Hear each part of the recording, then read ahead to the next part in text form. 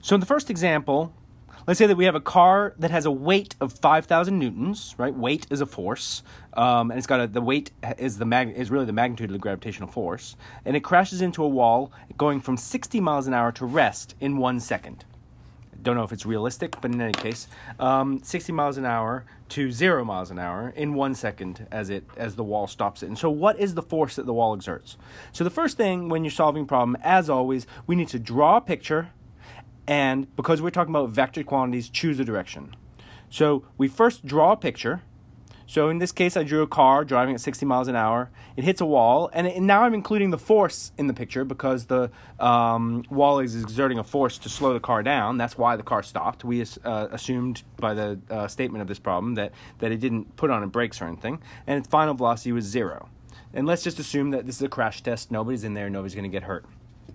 And notice that the wall force, the wall must be, if the car is moving in this picture to the right, the wall must be pushing it to the left. So now I need to define my positive direction, so I don't have to talk right and left. I can talk plus and minus. Let's first draw a free body diagram. The free body diagram includes force in the upward direction, which is the normal force because it's on the surface of the road. The gravitational force, which is weight, which is in the downward direction. And the wall force, which exerts a force to the left to slow the car down.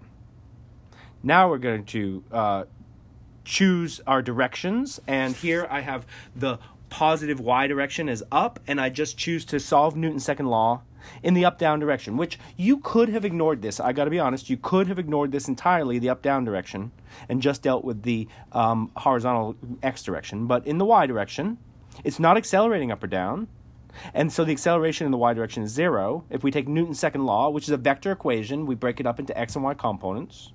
In the y direction, that means F net equals ma.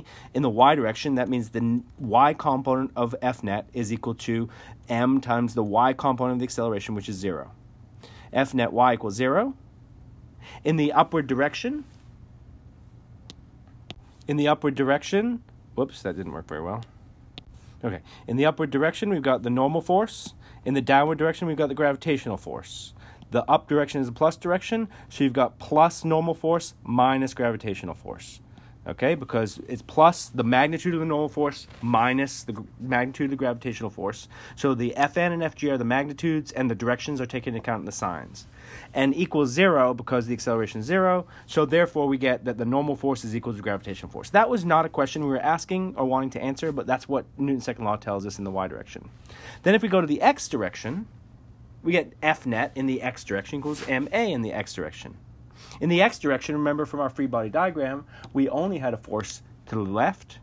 If I choose to the right as plus x, because that's the direction it's moving, it's okay, we don't have to choose that as the direction of motion, but that's what I choose in this case, plus x to the right, and the only force in the horizontal direction, because we're ignoring friction here, because you always ignore friction unless you're otherwise told, or unless it has to be used. So we get the wall force is pointing to the left. That's going to end up being a negative force, right? Okay, so this is the diagram in the x direction. And so we can write down F net x equals ma. The wall force pointed in the minus x direction, so the wall force has a minus sign in front of it, and this is the magnitude of the wall force minus the wall force equals m times the acceleration in the x direction. To find, therefore, now we want to solve for F wall, we need m and a. So F wall equals ma. This is a sub x, but that's the only acceleration here, so I just dropped the subscript. We know the car's weight. Oh, okay, so we need to find m first. We know the car's weight, right? And weight is equal to mg. So since weight is equal to mg, then we can solve that m is equal to 510 kilograms. It's the weight divided by 9.8 meters per second squared. M is 510 kilograms. So now we have, again, minus F wall equals ma. Mass is 510 kilograms, and we have enough information to determine the acceleration. The acceleration is delta v over delta t, and we can just plug in v final is 0, v initial is 60 miles an hour, v final minus v initial over delta t, which is 1 second. And notice that our units don't work out right now, so we got to change our units. And so we just change 60 miles an hour, do a unit conversion. You find it's 27 meters per second. And so we get the acceleration is minus 27 meters per second. Notice that the acceleration is negative.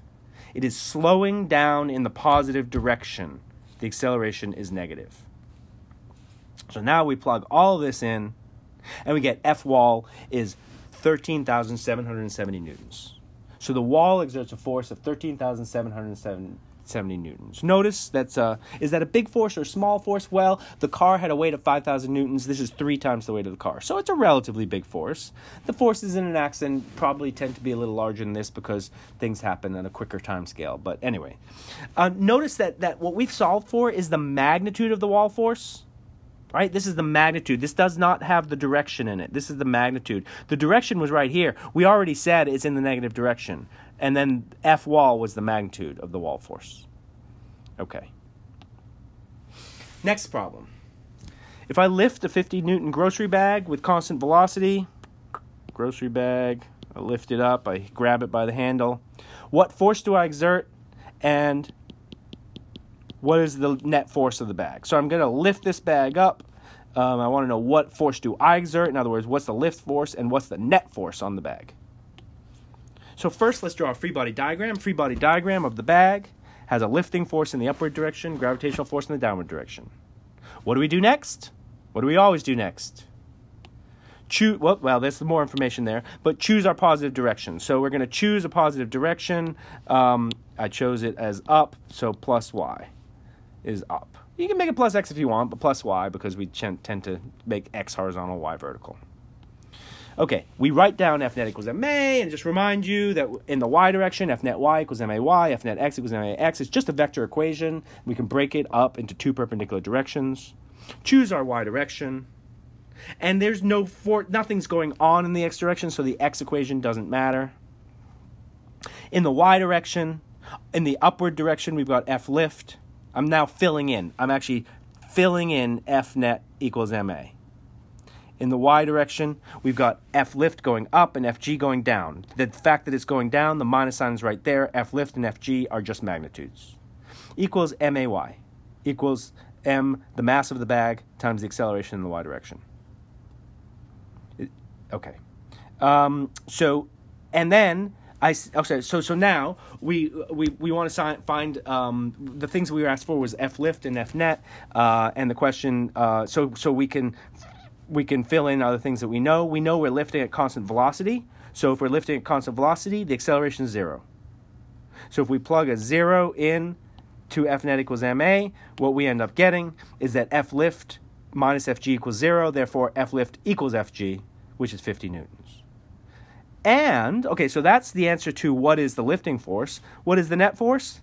Remember that the net force, you got to differentiate between the force that one of the forces and all of the forces. The net force is just ma. A was 0 because it's traveling at constant velocity. So what's the net force? 0. Last part.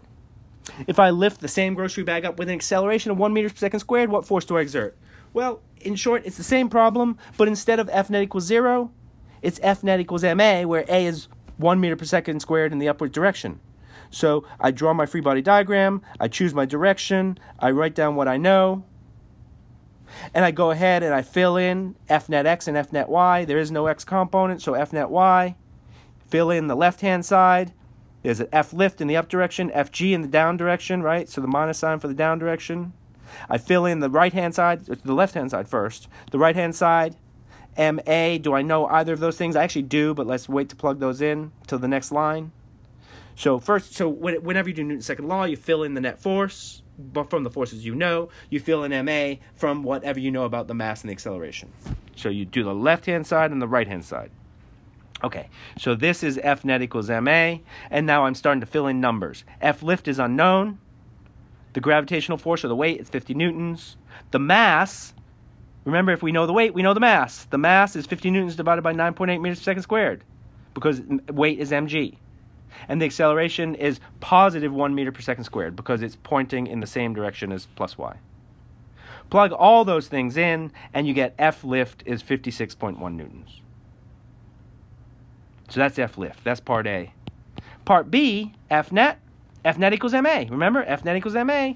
That's just the right-hand side of the F net equals ma equation. Whatever the mass is, 5.1 kilograms times the acceleration, 1 meter per second squared is 5.1 newtons. Okay, there you go. Have a great day.